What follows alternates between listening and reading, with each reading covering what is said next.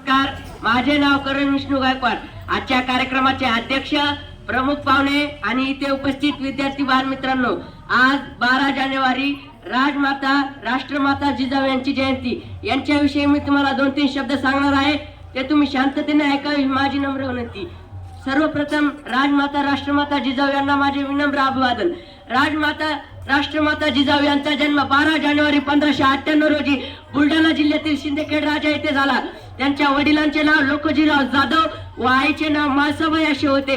त्यांचा विवाह आदिलशहाचे सरदार शहाजी राजे भोसले यांच्याशी झाला. विवाहानंतर 19 फेब्रुवारी 1630 रोजी पुणे जिल्ह्यातील शिवनेरी किल्ल्यावर त्यांना पुत्र झाला. तोच पुत्र आज आपण त्याला महाराष्ट्राचं दैवत मानतो, ते राजा शिव छत्रपती यांचा जन्म झाला. राजा शिव छत्रपती यांच्या जन्मानंतर काही काळानं शहाजी राजे भोसले यांच्या साथीने राजमाता जिजाऊ या पुण्यात आल्या. तेच पुणे वधवास भंगार कंगाल झालेलं पुणे रानावानं नागर हाणून वधवस्त केलेली भूमी. त्या भूमीत एक पहार रावलेली, तिला तुटकी आणि फटकी कवडी लटकवली आणि इथल्या जनतेला सांगितलं, जा इथं वस्ती कराल तर अशुभ, नाही तर निर्वंश केला जाईल. जनता घाबरली. सह्याद्रीच्या दऱ्याखोऱ्यात मोठी जीव धरून राहू लागली. त्यांचं फक्त मरण्यासाठी जगणं आणि जगण्यासाठी मरणं त्यांचा जीवाचा हट्ट बनून गेला होता. तशा अवसाहेब पुण्यात आल्या. जहागीर तर चालवायची, राज्य तर करायचं, पण कुणावर? अहो माणसं होती कोण? इथल्या दगड धोंड्यावर राज्य चालवायचं माणसं होती कोण? तशा परगांतल्या लोकांना अवसाहेबानं साथ घातली. या गावात परत या. जनतेनं बोट दाखवलं युवात, पण कुणाच्या भरोशावर?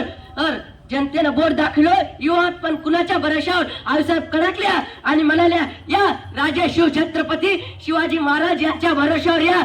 राजा सामर्थ आहेत यांच्या भरोशावर या. जनतेने पुन्हा एकदा बोट दाखवलं भूमीत रावलेल्या पहारीकडे. आईसाहेब संतापल्या गेल्या. भूमीतली पहार उकाडली, अंधश्रद्धेची मान झुकवली आणि तिथं राहू लागल्या. एकुलत्या एक शिवबाला घेऊन राहू लागल्या. झाला उद्या माझा निर्वंश तरी चालेल, हे जनतेला हळूहळू कळायला लागलं. माळसाहेब राहतात तर आपण काऊन नाही, ही माळसाहेब राहतात तर आपण काऊन नाही. हळूहळू जनता गावात येऊ लागली. गावात तर आलोत, घरात तर आलोत, गावात तर आलोत, घरात तर आलोत. खायचं काय, प्यायचं काय, शेती करायची तर पेरायची काय? तेव्हाच महाराष्ट्राची पहिली सहकारी संस्थेची स्थापना झाली. ती सहकारी संस्था म्हणजे हिंदवी स्वराज्य संस्थेची स्थापना झाली. हिंदवी स्वराज्य संस्थेचे संस्थापक म्हणून हिंदवी स्वराज्याचे संस्थापक म्हणून छत्रपती शिवाजी महाराज यांचं नाव घेतलं जातं. जर राजमाता जिजाऊंनी त्यांच्या मनात हे स्वप्नात निर्माण करून दिलं नसतं तर हिंदवी स्वराज्य स्थापन झालं असतं का? हिंदवी स्वराज्याचे संस्थापक म्हणून, संकल्पक म्हणून शहाजी राजे भोसले यांचं नाव घेतलं जातं. याचाच अर्थ की मराठवाड्याचं नाव घ्यावंच लागतं. ही सर्वात मोठी भूमिका आहे. शहाजी राजांची आई छत्रपती शिवाजी महाराजांची आई विदर्भातल्या, छत्रपती शिवाजी महाराजांचे वडील मराठवाड्यातले. विदर्भातली लेक येते, मराठवाड्यातला पुत्र उभा राहतो आणि यांच्या सानिध्यातून हिंदवी स्वराज्य स्थापन करणारा राजा शिव छत्रपती घडतो. ही सर्वात मोठी भूमिका आहे. तर छत्रपती शिवाजी महाराजाला शहाजी राजे यांच्यासारखे पिता लाभलेच नसते तर छत्रपती शिवाजी महाराजाचं काय झालं? महाराष्ट्राची पहिली सहकारी संस्थेची स्थापना झाली. शेतकऱ्याला बी बियाणं दिलं, शेतकऱ्याला पेरणी केली, मोत्यासारखं पीक आलं, मोत्यासारखी कणस आली, पण आजूबाजूची रान जनावर उभा पीक पायाखाली तुडत होती. ही तवाच शेतकऱ्याने आऊसाहेबांना ही गोष्ट सांगितली. आऊसाहेबांना दुसऱ्या दिवशी आऊसाहेबांच्या डोक्यातून एक कल्पना बाहेर निघली. ती कल्पना म्हणजे त्यांनी गावागावात दौंडी पाठवली की जा, जो कोणी रान जनावरांचा बंदोबस्त लावी त्याला सोन्याचं कड गिफ्ट दिलं जाईल. त्याला सोन्याचं कड गिफ्ट दिलं जाईल. गावागावातून रान जनावरांचा बंदोबस्त लावण्यासाठी ही तरुण पोरं उतरली.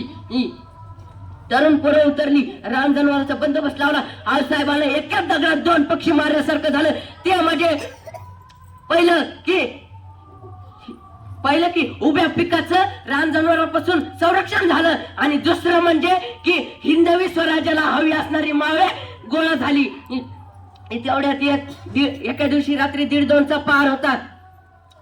एक पोरगा आलं पहार करायला. मला आऊसाहेबांना भेटायचंय, मला आऊसाहेबांना भेटायचंय. पहारकरी नाही म्हणत होते, ते हट्ट करीत होतं. तितक्यात आऊसाहेब जागे होत आल्या. त्यानं अख्खं रान जनावर डोक्या खांद्यावर आणलं होतं.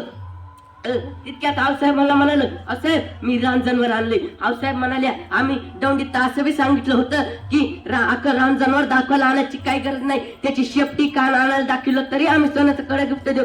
त्या पोरानं मान खाली घातली आणि म्हणाले, ध्यानात नाही राहिला आऊसाहेब, ध्यानात नाही राहिला आऊसाहेब. आणि आऊसाहेब पुन्हा म्हणत आल्या की म्हणाल्या, आज तू सकाळी आला असता तर आम्ही तुला सोन्याचं कडे गिफ्ट दिलं नसतं का? ते पोरग म्हणाला, आऊसाहेब सोन्याच्या कड्यासाठी नाही हो, तुमच्या कौतुकाची थाप हवी होती म्हणून इतक्या रात चालू, तुमच्या कौतुकाची थाप हवी होती म्हणून इतक्या रात चालू. हो, त्या पोराचं नाव होतं तानाजी मालुसरे. त्या तानाजी मालुसरे तेव्हापासून हिंदवी स्वराज्याचा बनला, ते मरेपर्यंत हिंदवी स्वराज्याचा राहिला. ज्या समाजात कौतुकाची थाप देणारी माणसं असतात त्या समाजात एक आदर्श व्यक्ती, आदर्श नागरिक तयार होतो. ज्या समाजात कौतुकाची थाप देणारी माणसं नसतात त्या समाजात एक आदर्श व्यक्ती, नेता तयार होत नाही. एवढे बोलून मी माझे 2 शब्द संपवतो. धन्यवाद.